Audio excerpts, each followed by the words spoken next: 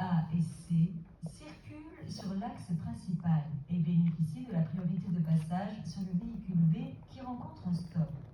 Puisque le véhicule C souhaite tourner sur sa gauche, il doit donc céder le passage en sens inverse au véhicule A. Le véhicule A passe donc le premier, le véhicule C passe le deuxième, le véhicule B passe le troisième. Réponse B. Le port de la ceinture de sécurité est obligatoire pour tout passager, quel que soit son âge ou sa place dans le véhicule. Si un passager majeur n'est pas ceinturé, il encourt une amende, mais pas de perte de points s'il est titulaire du permis, n'étant pas au volant du véhicule. Porter la ceinture sauve des vies.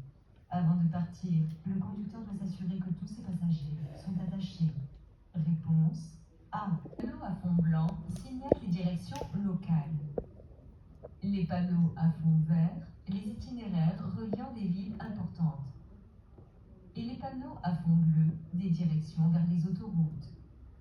Lorsque ce symbole est présent dans un panneau vert, cela signifie que pour rejoindre cette ville, je peux emprunter une route ou une autoroute. Réponse A et C. Environ 80% des conducteurs ont 12 points sur leur permis de conduire. En revanche, chez les auteurs présumés d'accidents mortels, seulement 50% de ces conducteurs ont 12 points sur leur permis de conduire. Réponse B et C. Constitue un délit qui est puni notamment d'un retrait de 6 points. Mon véhicule peut être confisqué. Réponse A et C. Lorsque la largeur de la voie ne permet pas à deux véhicules de se croiser en sécurité. Ce panneau m'interdit de m'engager si un usager arrive en sens inverse. Les usagers arrivant en sens inverse rencontrent ce panneau. Réponse A et D. Sur ce type de chaussée, sauf indication contraire, la vitesse est limitée à 90 km/h pour les conducteurs confirmés et 80 km/h pour les conducteurs en délai probatoire. Réponse A.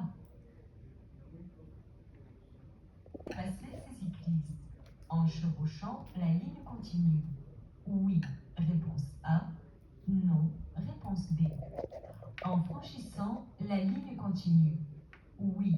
Réponse. Une ligne continue est infranchissable. Toutefois, lorsque toutes les conditions de sécurité sont réunies, je suis autorisé à chevaucher une ligne continue pour dépasser un cycliste, un cyclomobile ou un EDPM. En revanche, je ne dois jamais franchir une ligne continue. Réponse